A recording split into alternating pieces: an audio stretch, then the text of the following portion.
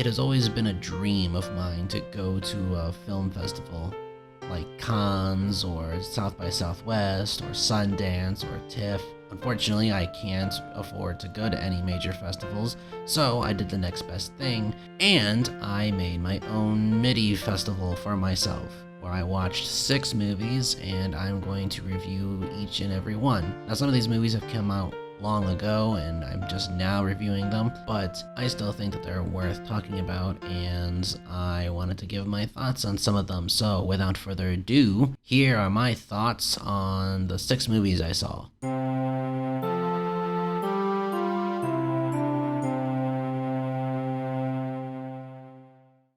Hi, I'm Danny Abraham. I'm Nicholas Wendl. And we're the filmmakers behind Stupid Games. I mean, they seem like nice people. Way back in March, I saw a promo on TikTok for the film Stupid Games on the streaming app Momitu that's free, that you can download for free and watch movies for free. Although I haven't really talked about the film since I watched it, I didn't really know what to say. However, one of the directors did comment on my short, so I think it's only fair to share my thoughts. In fact, let them and myself describe the film. A dinner party turns deadly when a group of friends decide to play a board game and unknowingly unleash a malevolent force. the players quickly become pawns in their own game as the game decides to play them back, picking them off one by one. To save themselves, they must see the game through, but there are consequences. So it's basically scary Jumanji? I was kinda right in my assumption, and if I was completely honest, I really wasn't a fan of the film. I'm sorry. I'm so sorry. When I first saw it, for me at the time, it was very hackneyed and tropey, and besides for a clever twist, I thought the film was very slow. The characters were all one-note archetypes, and also the nerdy character kind of reminded me of the nerdy character from Thanksgiving. I'm gonna be the one doing the sexing! Yeah! The chilling ending I thought was more funny than anything else, and without wishing to spoil, there are 2 characters who I can see having their own horror comedy film together, or even a web TV series, if it was fleshed out. That being said, I did like some of the cinematography and clever directing choices. No, I'm not just saying that. I'd say download Momitu and watch the film because it's free, like I said before, and you'll see what I mean. I do look forward to seeing these directors' next project, and if they need an annoying character to kill off in their next movie, I happily volunteer. Originally, I gave the film a 3 out of 10, but rewatching it for this review, and the fact that there are far worse movies I saw, I give it a 4 out of 10. Also, definitely subscribe to Nicholas Wendl's YouTube channel and help him and Danny work on their next project, whatever it may be.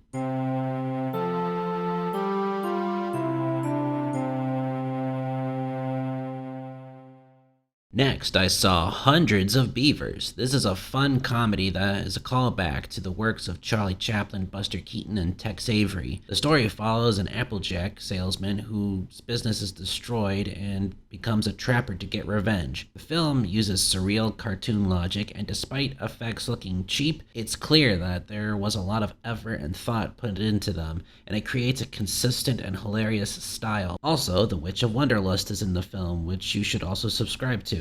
This is not really a deep art house film, but it's a rip-roaring, hilarious, fun time, and one of my favorite films of the year. I give it a 9 out of 10.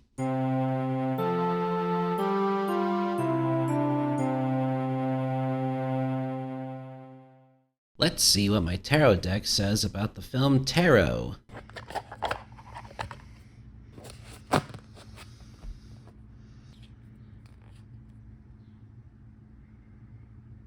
Yeah, pretty much. This is an annoying, wasted potential of a film that doesn't even know how to be subtle, and it is a huge problem. It's a type of film that spells every little thing out in case the audience is full of toddlers. There's a scene at the beginning where a character does a reading with tarot cards. And then, when the characters are killed or gets attacked, they play back the exact same audio we heard from the reading in case we didn't understand what was happening. And it's very unnecessary and irritating. I'm sick of horror films that aren't written clever and feel the need to explain every little thing. On a more positive note, I did think the designs of the monsters were cool, even a little chilling at times. There was also a scene involving an elevator, which conceptually I really liked, and thought it was one of the very few times that it attempted subtlety and also was kinda chilling. If you want to see a better version of this movie, I recommend watching Scary Stories to Tell in the Dark. This is a horror film you can safely skip. I give it a 3 out of 10.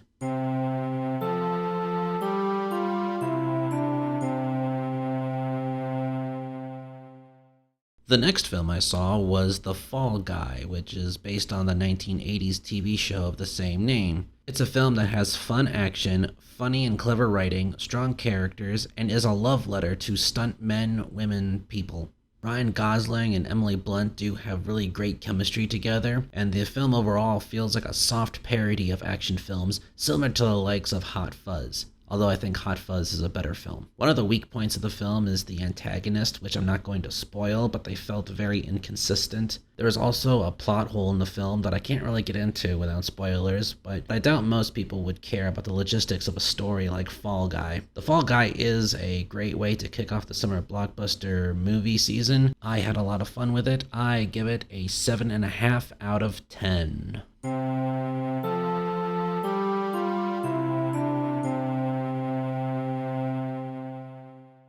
The next film I saw was Mars Express. This is a French animated sci-fi film that originally premiered at the Cannes Film Festival last year. It's the story of PIs investigating a murder of 2 college students and a conspiracy that digs them deeper and deeper into danger. This is an example of excellent character study and, unlike some other films, understands subtlety. The use of animation in the film is also very important in distinguishing biological life versus artificial life, having the humans and fleshy characters appear more 2D, and making the robots and AI look more CG. I was engaged with this film all the way to the very end.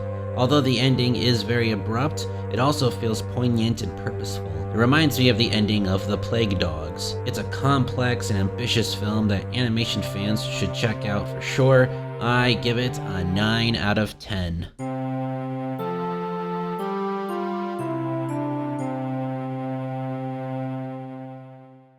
The last film I saw was Unfrosted, starring and directed by Jerry Seinfeld. This is a very loose and quote-unquote humorous take on the creation of Pop-Tarts. This film was a frustrating and annoying watch from beginning to end, and it proves time and time again that Jerry Seinfeld can't act to save his life. In his TV show, this was fine, because he was just playing an exaggerated version of himself. How could they not notice it? Because it's a little mint. It's a junior mint. But when playing a character, he feels like he's not even trying. Who have never been asked, smoking or none. Is this what nature intended for us? To be forcibly addicted to these smoke machines in man-made wooden slat work camps? Living out our lives as honey slaves to the white man? The character he plays is supposedly based on a real person, even though the name is different, so his lack of effort comes off as insulting and embarrassing. Not as insulting and embarrassing as Amy Schumer, though, who feels so horribly miscast it almost feels like a joke in of itself. I understand what the film was trying to achieve, but holy crap did it miss the mark, and it feels contrived and nauseating. The film makes references to January 6th and Mad Men for, as far as I can tell, no reason. The positives I have with the film are that Jim Gaffigan was actually pretty funny. He actually made the film watchable, and Bill Burr as JFK was hilarious and spot on. I'd say 1 out of 10 jokes actually landed in the film. There was a very funny moment when there were spies in both Post and Kellogg's posing as janitors, and that got a legit laugh out of me. But the film as a whole is not worth watching or recommending. I give it a 4 out of 10. It's really close to a 3. So in conclusion, and as a recap to my overall thoughts of the film, if I were to rank them in order from worst to best, it would be Taro, Unfrosted, Stupid Games, The Fall Guy, Mars Express, and Hundreds of Beavers. Have you seen any of these films? Which was your favorite? Which was your least favorite? Comment down below. And also don't forget to like, share, and subscribe to my channel for more reviews and more shorts. Also subscribe to the other channels I recommended as well. Don't forget to follow me on Letterboxd, Snapchat, Instagram, Facebook, and Twitter. Thank you so much for watching and come back soon.